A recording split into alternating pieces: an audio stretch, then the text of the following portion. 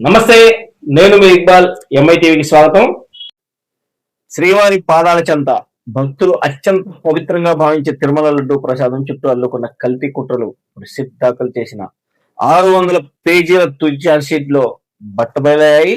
2019 నుండి 2024 మధ్య జరిగిన ఈ మహా కుంభకోణం కేవలం నిధుల మళ్లింపు మాత్రమే కాదు, కోట్ల మంది హిందువుల విశ్వాసాలపై జరిగిన దాడిలో విచారణలో తేలింది. అసలు పాలే లేని పదార్థాన్ని నెయ్యి పేరిట సరఫరా చేస్తూ దానికి రసాయనాల రంగు పూసి 20 కోట్ల లడ్డూలను తయారు చేసిన వైనం ఈ దర్యాప్తులో వెలుగు చూడటం అత్యంత దిగ్భ్రాంతి కలిగిస్తుంది. ఈ కుంభకోణానికి పునాదులు 2019లో వైసీపీ అధికారం చేపట్టిన వెంటనే పడ్డాయని తెలుగుదేశం పార్టీ వాళ్ళు 2024 ఎన్నికల తర్వాత కూటమి ప్రభుత్వం బట్టబయలు చేసినట్టు చెప్తుంది. సిద్ధి దర్యాప్తులో తేలిన మరో సంచలన విషయం ఏంటంటే, తిరుమలకు సరఫరా అయిన 60 లక్షల కిలోల నెయ్యిలో అసలు పాలు లేదా వెన్న అనవాళ్లే లేవు. నిందితులు పామాయిల్, పామ్ కార్నెల్ ఆయిల్ వంటి చౌకబారు నూనెను కలిపి ఒక మిశ్రమాన్ని తయారు చేశారు. దానికి సహజమైన నెయ్యి రంగు రావడానికి బిటా కెరోటిన్ వంటి రసాయనాలను ఆకర్షణీయమైన సువాసన కోసం సింథటిక్ ఫ్లేవర్స్ ను జోడించారు. ఉత్తరాఖండ్ లోని బోలేబాబా ఆర్గానిక్ డైరీ వంటి సంస్థలు ఢిల్లీ, హర్యానాల నుండి కెమికల్స్ తెప్పించి ఈ మాయా నెయ్యిని సిద్ధం చేసి తిరుమలకు పంపింది. ఈ మొత్తం వ్యవహారంలో ఆర్థిక ప్రయోజనాలే పరమావధిగా సాగిన దందా వెనుక టిటిడి మాజీ చైర్మన్ పిఏ చిన్నప్పన్న కీలక పాత్ర పోషించినట్లు సిట్ అభియోగ పత్రంలో పేర్కొంది. సరఫరా అయ్యే ప్రతి కిలో నెయ్యిపై 25 రూపాయల చొప్పున లంచం డిమాండ్ చేసి ఆయన ఆ సొమ్మును హవాలా మార్గాల్లో మళ్లించినట్టు ఆధారాలు లభించాయి. 5 ఏళ్లలో ఆయన ఖాతాలో 4.69 కోట్లు జమ కావడం, అందులో అత్యంత భాగం వెంటనే ఇతరుల ఖాతాలకు మళ్ళడం ఈ కుట్రలోని లోతును సూచిస్తుంది. ఏఆర్ డైరీ, వైష్ణవి డైరీ వంటి సంస్థలతో చిన్నప్పన్న జరిపిన బేరసారాల వివరాలను కూడా న్యాయస్థానానికి సమర్పించింది. దాదాపు 14 నెలల పాటు 12 రాష్ట్రాల్లో సాగిన ఈ దర్యాప్తులో మొత్తం 36 మందిని నిందితులుగా గుర్తించారు. ఇందులో టీటీడీ ఉన్నతాధికారులు, డైరీ నిపుణులు, రాజకీయ నేతల అనుచరులు ఉన్నారు. చైర్మన్ వైవి సుబ్బారెడ్డి, భూమాన కరుణాకర్ రెడ్డిలతో పాటు కీలక ఆధారాలను సిట్ విచారించి వారి పాత్రపై ఆరా తీసింది.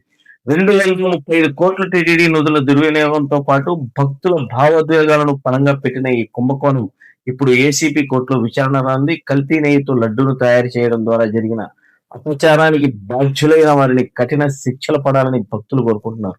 అసలు ఈ భోలే బాబా డైరీ ఎవరి హయాంలో టీటీడీలో ప్రవేశించింది? ఇప్పుడు ఈ టీటీడీ లడ్డు సరఫరాకి ఎలా చేయించబడింది? భోలే బాబా డైరీగా చెప్పబడుతున్న సంస్థ వాస్తవానికి 2018 జూన్ 26న టీటీడీ జేఎస్పీ ప్రభుత్వ హయాంలోనే ఆర్ఫ్రెష్ డైరీ ప్రైవేట్ లిమిటెడ్ అనే పేరుతో టీటీడీ నెయ్యి సరఫరా సంస్థలకు ప్రవేశించింది. అప్పటి నుండి టీటీడీ నెయ్యి సరఫరా చేస్తున్న భోలే బాబా సంస్థ 2019 నుండి 2024 వరకే ఎందుకు జరిగింది అనే కోణాన్ని ఆలోచించాల్సిన విషయం ప్రతి ఒక్కరిపై ఉంటుంది. 2018లోనే టీటీడీకి లడ్డూ తయారీలో నెయ్యి సరఫరాని సప్లై చేయడానికి ప్రవేశించిన ఈ భోలే బాబా సంస్థ ఎవరి హయాంలో వచ్చింది, ఎప్పుడు వచ్చింది అనేది స్పష్టంగా ఆన్లైన్ లో ఎవరు వెతికిన గూగుల్ ద్వారా ఈరోజు సమాచారం వెంటనే తెలుస్తుంది. ప్రతి ఒక్కరికి తెలుస్తుంది. ఇంతటి సమాచారాన్ని రాబట్టగలిగినటువంటి ప్రభుత్వ అధికారులు కల్తీ నెయ్యి కాకుండా కల్తీ నెయ్యిని స్పష్టంగా తెలియపరచకుండా మనం ఉచ్చరించడానికే గుబుత్సాకరమైనటువంటి వాస్తవాలను, గుబుత్సాకరమైనటువంటి పదాలను ఎలా ఉపయోగించారు? కొన్ని లక్షల కోట్ల లోకనాయకుడైనటువంటి వెంకటేశ్వర స్వామి భక్తుల మనోభావాలని ఏ రకంగా దెబ్బతీశారు? ఆవు నెయ్యి, ఆవు కొవ్వని, పంది కొవ్వని, చేప నూనెని ఎలా చెప్పాలనిపించింది? ఇవి చెప్పేటప్పుడు ఇంతమంది హిందువుల మనోభావాలు దెబ్బతినవా? ఇంతమంది లోకనాయకుడైనటువంటి వెంకటేశ్వర స్వామి భక్తులు మనోభావాలు దెబ్బతినవా అనే ఆలోచన విధానం లేకుండా ఈ రాజకీయ నాయకులు ఎలా మాట్లాడారు? తప్పు జరిగి ఉండవచ్చు, తప్పు జరిగింది అని సీట్ చెప్తుంటే కల్తీ నెయ్యి అంటే నెయ్యిలో కల్తీ డాల్డాలు, కొవ్వులు, అలాంటి కొవ్వు అనే పదాన్ని ఉపయోగించటానికి కొన్ని సామాజిక వర్గాలకి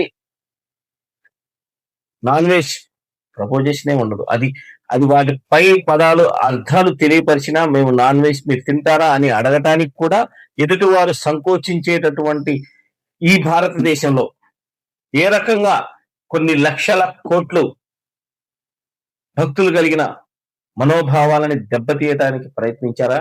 లేదా రాజకీయాలని రంగుకునేటటువంటి సందర్భంలో ఒక్క పార్టీలను దెబ్బతీయాలనే ఆలోచనలో ఈ రాజకీయ నాయకులు ఆడుతున్నటువంటి నాటకాల వీటిని ఈ ప్రజలే తేల్చాలి, ఈ భక్తులే తేల్చాలి ఏ రకంగా దేవుణ్ణి సైతం రాజకీయాల్లోకి లాగుతారు. మనతో చర్చించడానికి ఇవాళ ఇద్దరు వ్యక్తులు వచ్చారు. గౌరవనీయులు పబ్బరాజు జగన్, గౌరవనీయులు పార్థసారథి గారు ఉన్నారు. వాళ్ళతో మాట్లాడి అన్ని విషయాలు క్లుప్తంగా తెలుసుకుంటాం. మనతో పాటు అలానే ఆదివైశ్య నాయకులు గౌరవనీయులు మన అనుమోలు పార్థసారథి గారు ఉన్నారు. ముందు జగన్ గారిని అడుగుదాం. వేద పండితులు, గౌరవనీయులు, దైవాంశ సంభూతులుగా పూజారులను చూసేటటువంటి ఒక సామాజిక వర్గం, ఒక గొప్ప దైవాంశ సంభూతులుగా దేవుణ్ణి పూజించేటువంటి ఒక గొప్ప సామాజిక వర్గంలో ఉన్నటువంటి మన పబ్బరాజు జగన్ గారిని సార్ చెప్పండి, రాజకీయాలు ఏ రకంగా దిగజారిపోతున్నాయి అనేది ఒక పక్కన పెడితే, వెంకటేశ్వర స్వామి భక్తులను లడ్డు ప్రసాదం దాన్ని ఒక ఎంతో పవిత్రంగా భావించి ఎంతో పవిత్రాత్మకు సంబంధించినటువంటి అనేక సందర్భాల్లో కుల మతాలకు అతీతంగా తిరుపతికి దర్శనాలు ఇచ్చేటటువంటి అనేక లక్షల కోట్ల మంది భక్తులు ఉన్న ఈ భారతదేశంలో ఇలా జరగడం ఎంతవరకు సమంజసం అంటారు? ఏ రకంగా చూడాలంటారు? నమో వెంకటేశాయ. శ్రీయకాంతాయ కళ్యాణ నిదయేర్దినాం శ్రీ వెంకట నివాసాయ శ్రీనివాసాయ మంగళం. ప్రేక్షకులకు నమస్కారం. ప్రపంచంలో హిందువులకు ఉన్న ఏకైక దేశం భారతదేశం. ఈ ప్రపంచంలో హిందువులకు భారతదేశం తప్పితే ఇంకెక్కడా కూడా మనకి స్థానం లేదు హిందువులకి. అలాంటి హిందువుల దేశమైన సనాతన కాలం నుండి హిందువుల యొక్క విశ్వాసం భగవంతుని మీద అపార నమ్మకంగా ఉంటుంది. మత విశ్వాసాలకు సంబంధించిన అంశాన్ని ఆసరా చేసుకొని ఇప్పుడు జరుగుతున్న ఈ తిరుపతి లడ్డు వివాదంలో ప్రస్తుతం పాలిస్తున్న ప్రభుత్వం వారు ఏ విధంగా ఈ హిందువుల మనోభావాలు దెబ్బతీసే విధంగా, ఉచ్చరించడానికి వీలు కాని విధంగా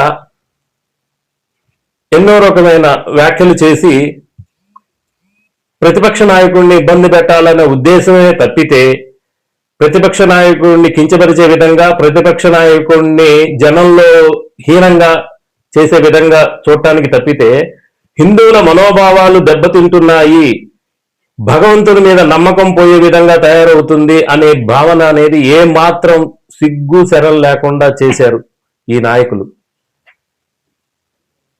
కలియుగ ప్రత్యక్ష దైవమైన వెంకటేశ్వర స్వామిని, ఆయన ప్రసాదాన్ని ఎంతో పవిత్రంగా భావిస్తున్న హిందువులు ఇలాంటి వ్యాఖ్యలను విని గత 16 నెలలుగా ఎంత మనోక్షోభకు గురయ్యారంటే చెప్పనలివి కాదు. ఒక హిందువుగా, అందులోనూ నేను బ్రాహ్మణుగా నీచు గాని ఇతర నీచు పదార్థాలు గాని సేవించని మాకు అంత పవిత్రంగా భావిస్తున్న ఆ లడ్డూ ప్రసాదంలో ఇలాంటి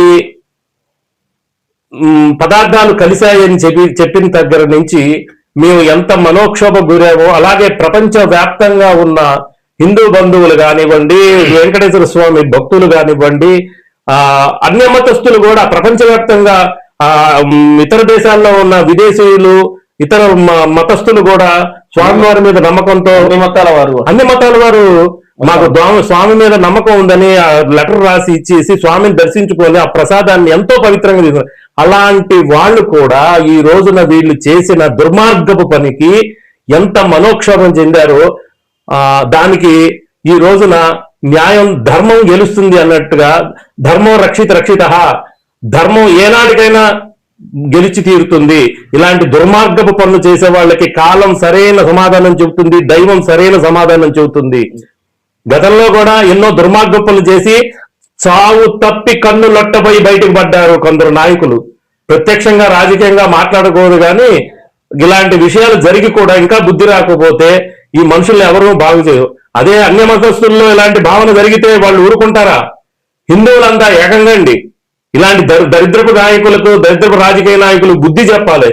మీరు ఒకటి అర్థం చేసుకోండి, మిమ్మల్ని రాజకీయంగా ఎన్నో ప్రలోభాలకుల్లో చెప్పి ప్రభుత్వాలను స్థాపించుకొని చివరికి దేవుడి మీద కూడా ఇది ఈ రోజు రాజకీయాలు ఈ రోజున తేటతెల్లం అయిపోయింది. ఎటువంటి పథకాలు కానీ వాళ్ళు ఇచ్చిన హామీలను నెరవేర్చలేదని. అలాగనే దేవుడికి సంబంధించిన దేవుడి మీద సంబంధించిన మాటలు కూడా ప్రసాదాల పైన కూడా పచ్చి అబద్ధాలు వీళ్ళు చేశారని ఈ రోజు తేటతెల్లం అయిపోయింది. న్యాయం గెలిచింది. సుప్రీంకోర్టు గారు కానీ సిట్ గాని దీంట్లో వీళ్ళందరూ కూడా ప్రభుత్వం నుంచి, కేంద్రం నుంచి ఉన్నోళ్ళు మన ఆంధ్రప్రదేశ్ తరఫున 3 ప్రత్యేకమైన జడ్జిలు ఉన్నారు, అధికారులు ఉన్నారు. వీళ్ళు చేసిన ఈ రోజున ఇచ్చిన న్యాయం ఏంటంటే దీంట్లో ఎలాంటి ఈ జంతు కళేబరాలు గాని, కొవ్వులు గాని, నూనెలు గాని లేవని ఈ రోజున తేటతెల్లమైంది. ధర్మం రక్షించింది, న్యాయం గెలిచింది. కాబట్టి ఇది పూర్తి దుర్మార్గపు ప్రచారం ద్వారా వారి రాజకీయ లబ్ధి కోసం దీనిని ఉపయోగించుకొని దేవుణ్ణి కూడా ఉపయోగించుకున్నారు. సో సారథి గారు మీరు చెప్పండి, రాజకీయాల్లో దేవుణ్ణి లాగటం ఎంతవరకు సమంజసం? అలానే మనం చూస్తా ఉన్నాం ప్రపంచ దేశాల్లో ఉన్నటువంటి కలియుగ దైవం వెంకటేశ్వర స్వామి యొక్క భక్తుల మనోభావాలు ఒకప్పుడు ఒక 10 సంవత్సరాల క్రితం లేదా ఒక 20 సంవత్సరాల క్రితం టీవీ పెట్టుకొని ప్రపంచంలో జరిగినటువంటి వార్తలను చూసేవాళ్ళు, దాన్ని నిజమని నమ్మేవాళ్ళు, అవునా అని అలానే మాట్లాడుకునేవాళ్ళు. ఇవాళ కొన్ని శాటిలైట్ ఛానల్స్, పేర్లతో మనకు సంబంధం లేదు, కొన్ని శాటిలైట్ ఛానల్స్ లో కూడా ఈ రకమైనటువంటి డిబేట్స్ జరిగాయి. ఇంతటి దారుణాన్ని ఓడిగట్టినటువంటి గత ప్రభుత్వం పెద్దలు వీళ్ళని ఎలాంటి శిక్ష వేయాలని డిబేట్స్ పెట్టారు. ఇది అబద్ధం అని తేలింది. శాటిలైట్ ఛానల్స్ లో ప్రచారం అయ్యేటటువంటి రాజకీయ నాయకుల యొక్క డిబేట్లని 100లో 98 మంది నిజమని నమ్ముతారు, లేదా 10 మందిలో 10 మంది నిజమని నమ్ముతారు. ప్రపంచవ్యాప్తంగా జరుగుతున్నటువంటి కలియుగ వెంకటేశ్వర స్వామి మనోభావాలు ఏ రకంగా దెబ్బతిన్నాయండి? మీరు ఏ రకంగా చూస్తారు దీన్ని? అసలు ముందుగా ప్రేక్షకులకు నమస్కారం. కల్తీ నెయ్యి వ్యవహారంలో సిట్టు ఈ రోజు ఇచ్చిన తీర్పుకి వెంకటేశ్వర స్వామి భక్తులందరూ ఆలోచించుకోవాలని ఈ విధంగా దుష్ప్రచారం చేసే కొన్ని మీడియా ఛానల్స్ మీద ఏ విధంగా వాళ్ళ నమ్మకాన్ని కోల్పోయారు భక్తులు అనేది కూడా ఆలోచించుకోవాలి. కానీ దీనివల్ల ఇలాంటి న్యూస్ ఛానల్స్ వారిని ఏ విషయం చెప్పినా కూడా ప్రజలు ఏ విధంగా నమ్ముతారు? రేపు జరగబోయే రోజుల్లో ఇలాంటి తప్పుడు సమాచారాలు చేశారు. కానీ ఇట్లా తప్పుడు ప్రచారాలు చేసేవారు హిందూ మతాన్ని కాపాడగలుగుతారా? రేపు పొద్దున ఎంతవరకు సమంజసం? ఎంతవరకు ధర్మం? సుప్రీంకోర్టులో సిబిఐ షార్ట్ షీట్ లో పంది కొవ్వు చేప నూనె కలిసిందని ఎక్కడా రాయలేదు. దేవుని కూడా రాజకీయాలు లాగుతున్నారు. ఎందుకు ఇలా చేస్తున్నారు ఈ మీడియా ఛానల్స్? అర్థం కూడా కొన్ని మీడియా ఛానల్స్ 40 సంవత్సరాల రాజకీయ అనుభవం కలిగినటువంటి ఒక నాయకుడు, 4 సార్లు ముఖ్యమంత్రిగా చేసినటువంటి ఒక నాయకుడు, 4 సార్లు ముఖ్యమంత్రిగా ఉమ్మడి ఆంధ్ర రాష్ట్రంలో 2 సార్లు, మళ్ళీ నవ్యాంధ్ర రాష్ట్రంలో గత 6 సంవత్సరాల నుండి పరిపాలిస్తున్న ఒక ముఖ్యమంత్రి స్థాయి ఉన్నటువంటి వ్యక్తి ఒక దేవుడి ప్రసాదంలో ఈ రకమైనటువంటి నినాదం తీసుకురావడం, అసలు ఆ మాట ఉచ్చరించడానికి చెప్పడానికి భయపడేటటువంటి తరుణం. కొత్తగా వచ్చినటువంటి డిప్యూటీ సీఎం పవన్ కళ్యాణ్ గారు కానీ కొన్ని సందర్భాల్లో ఊగిపోయి మరి తనకున్నటువంటి హావభావాలను ప్రదర్శిస్తే తనను నమ్ముకున్న కొన్ని లక్షల మంది అభిమానులు, దేశవ్యాప్తంగా ప్రపంచవ్యాప్తంగా ఉన్న కొన్ని కోట్ల మంది కలియుగ దైవం వెంకటేశ్వర స్వామి అభిమానులు ఏమైపోతారనే ఆలోచన విధానం కూడా లేకుండా తను ఉపవాసం కూడా చేశాడు. దీనిపై మీ అభిప్రాయం ఏంటి? జగన్ గారు హిందూ భక్తుల మనోభావాలను దెబ్బతీయడానికి జంతుకు కలిసిందని లడ్డు ప్రసాదంలో తయారు చేశారని ఎక్కడన్నా ప్రచారం చేశారు. అప్పుడు ఇలాంటి వారిని సుప్రీంకోర్టు సిఫార్సులు కూడా పెట్టింది. తెచ్చింది కదా చాలా వరకు. ఇప్పుడు ఏమైంది? సిట్ ఏమని తేల్చింది? ఎక్కడ ఏం లేదు, ఈ రకమైనటువంటి అంశాలు జరగలేదని చెప్పి తెలిసింది. దీనికి బాధ్యులు ఎవరు? ఒక ఛానల్లో కొంతమంది కూర్చొని లడ్డూ ప్రసాదం గురించి ఎంత దుర్మార్గమైన ఆలోచనలతో ప్రచారం చేశారు. కానీ ఇప్పుడు అదే ఛానల్స్ వారు తిరుపతి రెడ్డి వారి విషయంలో అయిపోయింది, వదిలేసేయండి అంటే వాళ్ళు ఏది చెప్తే అది నమ్మే, వాళ్ళు చెప్పేది నమ్మాలా? రేపొద్దున జరగబోయే విషయాలు కూడా వాళ్ళు చెప్పిన ఎంతవరకు నిజమని చెప్పి ప్రజలు నమ్ముతారు, భక్తులు నమ్ముతారు. ఆ ఛానల్స్ కు నా విలువ ఏంటి రేపొద్దున? ఇప్పుడున్న విలువలను కాపాడుకోకుండా ratings more than TRP ratings ఉంటుంది వాళ్ళకి. అదే అనేది ప్రపంచవ్యాప్తంగా ఉన్న భక్తుల మనోభావాలను కనీసం దృష్టిలో పెట్టుకోకుండా, మమ్మల్ని చూసి కొంతమంది ఫాలో అవుతారనే భావం లేకుండా, మమ్మల్ని చూసి కొంతమంది నిజం అనే పదాన్ని అర్థం చేసుకుంటారనే ఆలోచన విధానం లేకుండా ఈ రకమైనటువంటి జర్నలిజం తీసుకెళ్లేటువంటి వ్యక్తులను ఏ రకంగా చూడాలి? ప్రజలు అదే భక్తులు ఆలోచించాలి. ఇట్లాంటి మాట్లాడకూడదు. కానీ పనికిమాల దిక్కుమాల ఛానల్స్ వాళ్ళ టీఆర్పీ రేటు కోసం ఎంత బరితెరించారంటే అంత దారుణంగా తీసుకొచ్చారు. కొన్ని మీడియా ఛానల్స్ పూర్తిగా ప్రభుత్వానికి అనుకూలమై ప్రతిపక్షాన్ని దిగజార్చడం కోసం వాళ్ళు చెప్పిందే వేదం. వీళ్ళు కొన్ని సందర్భాలలో ఈ మీడియా చెప్పిన మాటల్ని ప్రభుత్వం పాటించాల్సిన పరిస్థితి ఏర్పడుతుంది. తప్పనిసరి పరిస్థితి. మీడియాని మనం కించపరచాల్సిన అవసరం లేదు. మీడియా అంటే కోర్టు చేస్తే, బట్ సమాజానికి ప్రత్యక్షం పరోక్షంగా ఏదైనా సరే విలువలుగా తీసుకెళ్లేటటువంటి మీడియా ప్రతినిధులు సమాజానికి ఉపయోగపడాల్సిన రీతిలో ప్రభుత్వానికి ప్రజలకు మధ్య వారధిగా ఉండాల్సిన ప్రత్యక్షమైనటువంటి నాయకులు ఏకపక్షంగా ఇలాంటి నిర్ణయాలు తీసుకుంటుంటే ఈ రోజు సోషల్ మీడియాలో మనం చూస్తున్నాం. సీట్ ఇచ్చినటువంటి నిర్ణయాలని ఇంత గుబుత్సాకరమైనటువంటి పద్ధతిలో మహిళలు సైతం కొన్ని వీడియోలు చేసి ఈ రోజు మేము బాధపడుతున్నాం, మేము అనేక రకాలుగా ఇబ్బంది పడుతున్నాం, ప్రసాదాన్ని కూడా వీళ్ళ రాజకీయానికి వాడుకున్నారే, ఇవాళ మీరు ప్రత్యక్షంగా క్షమాపణ కోరతారా అని కొన్ని వేల లక్షల మంది మహిళలు ఆ రోజున లడ్డూ ప్రసాదంలో జరిగిందని చెప్పి బయటకు వచ్చిన పిచ్చవాగుడు వాగిన నాయకుడు ఏమైపోయాడు? అమ్మవారి గుడి మెట్లు గడిగి అక్కడ ఏదో జరిగిపోయిందని సనాతన ధర్మం అనుకుని అసాధారణమైన ధర్మాన్ని పాటించి బీజేపీ వాళ్ళు కేంద్ర ప్రభుత్వం వాళ్ళ మన్నల కోసం రోజుకొక వేషం కట్టి ఈ రోజుకి చూస్తున్నాం మళ్ళీ సిక్కు వేషం వేసుకుంటూ వచ్చాడు ఆ మహానుభావుడు. మరి ఈ రోజు ఏమైపోయాడు? ఎక్కడి నుంచో తెలంగాణలో మా తల్లి మాధవీలత గారు ఎన్ని పెట్టుకుంటూ భజన చేసుకుంటూ అది చేసుకుంటూ ఏదో జరిగిపోయిందని చెప్పుకుంటూ అసలు అమ్మా తల్లి మాటలు చూస్తే ఏమైపోయారు? ఈ రోజున ప్రజలకు సమాధానం ఏం చెబుతారు వీళ్ళు? అసలు హిందువులను ఏ విధంగా వీళ్ళు వాడుకుంటున్నారు? హిందూ మతాన్ని వీళ్ళు రాజకీయంగా వాడుకుంటూ హిందువుల మనోభావాలను దెబ్బకొట్టుకుంటూ వీళ్ళ ఉమ్మడి రాజకీయ ప్రయోజనాల కోసం వీళ్ళందరి స్వార్థం కోసం ప్రయోజనాల కోసం ఈ మీడియాని ఈ రాజకీయ పార్టీలని హిందువులని వాడుకుంటూ దేవుళ్ళను కూడా చివరంగా రోడ్డుకు తీర్చే పరిస్థితి తీసుకొచ్చారు. ఎందుకు వీళ్ళందరూ ఇప్పుడు మఠాధిపతులు కూడా బయటకు వచ్చి చెప్పాలా వీళ్ళ దరిద్రులు ఈ విధంగా ప్రయోజిస్తున్నారు, ఈ విధంగా మాట్లాడినందుకు కావాల్సింది కదా. హిందూ పెద్దలు మఠాధిపతులు వీళ్ళు ఏమైపోయారు? వీళ్ళు వచ్చి మాట్లాడాలా, మాట్లాడి ఈ లడ్డు ప్రసాదం మీద ఈ విధంగా తీసుకురావాలి. ఇంకొకటి నిజంగా ఒక మాట మనం అందరం కూడా ఆలోచించుకోవాలా. గత ప్రభుత్వమో జగనో లేకపోతే టీటీడీ అధికారులు వాళ్ళు తెలిసి తప్పు చేశారు, తెలియక తప్పు చేశారు. ఒకవేళ నిజంగా జరిగింది అనుకోండి, వీళ్ళు ఒక రాష్ట్రానికి తండ్రి లాంటి వాడు ఇలాంటి వాడు ఏం చేయాలా? దాని మీద నిజ నిర్ధారణ చూసుకొని నిజాలు ఏంటి ఏం జరిగింది అని చూసుకొని దాని మీద ఆ తర్వాత దాన్ని తప్పు చేసిన వాళ్ళని శిక్షించే పనికి తీసుకురావాలా. అసలు అక్కడికి కమిషన్ పోయి దర్యాప్తు జరుగుతుందో లేదో బయటకు వచ్చేసి మొత్తం మీద ఈ ప్రతిపక్ష నాయకుడి మీద దానికోసం అని చెప్పేసి దుమ్ము లేపడం కోసం అతన్ని జనాల్లో కించపరచడం కోసం ఈ విధమైన దుర్మార్గపు ఇవన్నీ ప్రజల్లోకి నూరిపోసి మీడియా ఛానల్స్ ను వాడుకొని వాళ్ళకు అనుకూలమైన వాళ్ళని సృష్టించి హిందువుల మనోభావాలను పూర్తిగా దెబ్బతీశారు. ఈ రోజున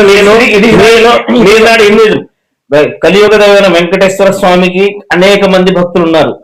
సామాజిక ముఖ్యంగా హిందూయిజంలో ఎక్కువ ఉన్నారు. ప్రపంచవ్యాప్తంగా ఉన్న హిందూ భక్తులందరికీ ఈ deputy CM Andhra Pradesh deputy CM Pawan Kalyan కానివ్వండి, రాష్ట్ర ముఖ్యమంత్రి నారా చంద్రబాబు గారు కానివ్వండి, బేషరతుగా క్షమాపణ చెప్పి మేము తప్పు చేశాము, పొరపాటు జరిగింది, మేము తప్పుడు మాట మాట్లాడాము అని చెప్పి బేషరతుగా క్షమాపణ చెప్పాలని నేను నందిగామ వేదజనని బ్రాహ్మణ సేవా సంఘం కింద అధ్యక్షుడిని నేను ఆయన కోరుతున్నాను, ఖండిస్తున్నాను.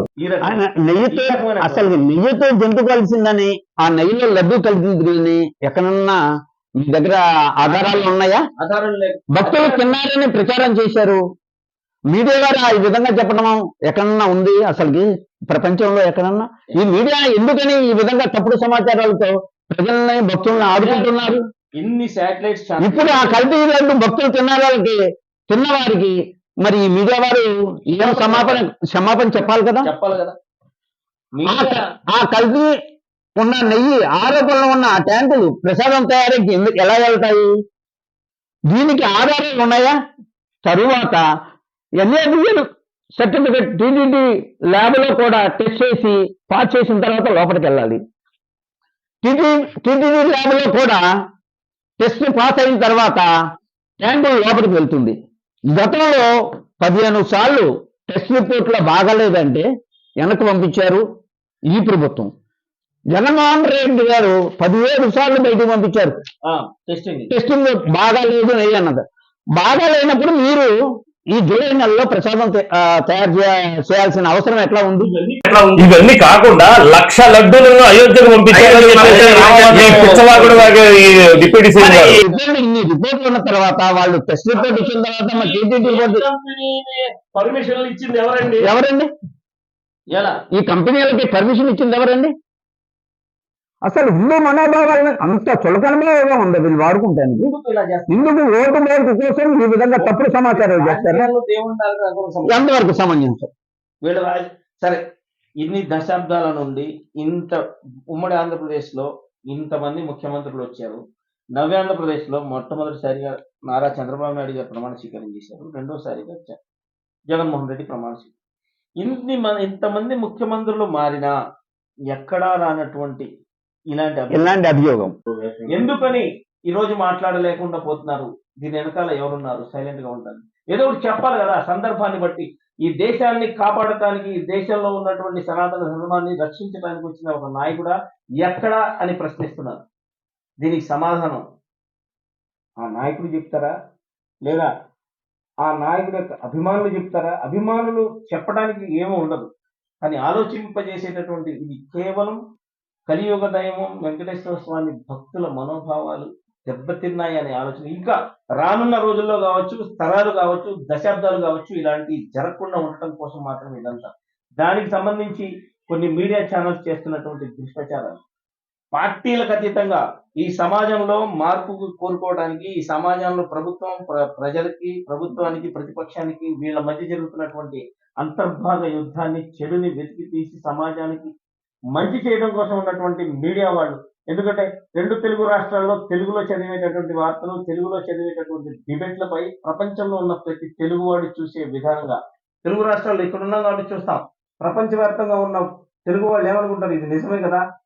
ఈ నిజాన్ని నిర్భయంగా చెప్పలేనటువంటి కొంతమంది ఇలాంటి వ్యక్తుల్ని మీరందరూ సోషల్ మీడియా వేదిక కావచ్చు, లేదా సోషల్ మీడియాని వేదిక చేసుకుని మీరు ఏం చెప్తారో, నిజాన్ని నిర్భయంగా చెప్పిన వాడు నిజానికి గొప్పగా అనుకుంటారా, లేదా నిజాన్ని మీ అందరి ముందు పెట్టడానికి సంకోచించి అబద్ధాన్ని ప్రచారం చేసే వాళ్ళగా మీరు భావిస్తారో తెలియలే. కానీ గత ప్రభుత్వం ఎక్కడికి వెళ్ళినా ఈ ప్రభుత్వం గత ప్రభుత్వం చేసిన తప్పిదాలుగా చూపిస్తుంది. రాజకీయాల తర్వాత దేవుళ్ళని రాజకీయాల్లో లాగడానికి మన గురుగారు ఏ రకంగా చెప్తున్నారు? ప్రసాదాన్ని కల్తీగా మార్చడానికి మన గురువు గారు ఏ రకంగా చెప్తున్నారు? దీన్ని ఆలోచన చేయాలి. It is not a simple thing, it is not a simple advising, but worldwide fans of Kaliyuga lord Balaji Venkateswara Swami. What about this situation of lord Balaji fans? So what you think about this? దీని గురించి మాత్రమే ఆలోచించాలి. మన పబ్బరాజు జగన్ గారు, he was not a simple man. He has prayed every day to in front of the God in some temples. అని ఆయన చదివేటటువంటి శ్లోకాలు, ఆయన చదివేటటువంటి నామస్మరణాలు, ఓంకార నామస్వరూపుడి శివుడి యొక్క భక్తులు వెంకటేశ్వర స్వామి యొక్క భక్తులు ఇద్దరు రెండు వైపులు కూర్చుని మన ఎంటీవీ భక్తులు ఎంఐటీవీ భక్తులు చెప్పేది ఒకటే. మీరు చివరిగా ఏం చెప్తారు? ఈ విధంగా ప్రచారం చేసిన కొన్ని మీడియా ఛానల్స్ వారు, దీన్ని పబ్బం గడుపుకొని నడిపిన కొంతమంది భక్తులని చెప్పుకునేవారు వెంకటేశ్వర స్వామికి కానీ ఈ భారతదేశంలో ఉన్న ప్రపంచవ్యాప్తంగా ఉన్న ప్రజలకు క్షమాపణ చెప్పాలి. ముందుగా క్షమాపణ కోరాలి. ఎందుకంటే ప్రపంచంలో ఉన్న లార్డ్ బాలాజీ అంటే వెంకటేశ్వర స్వామి భక్తులందరికీ ఈ విధంగా దుష్ప్రచారం జరిగిన భక్తులకే కాదు, రేపు పొద్దున మీడియా విలువలను కాపాడుకోవాలి. మీడియా అంటే ఒక నమ్మకం అనేది ఉంది. అవును మీరు అదే ఈ మీడియా ఛానల్స్ వల్ల ప్రజలకి ఏ విధంగా మూల స్తంభం 4 ఒకటి. అవును, కరెక్ట్. దీన్ని వాడు దొంగ ఈజ్ రైట్, దొంగే.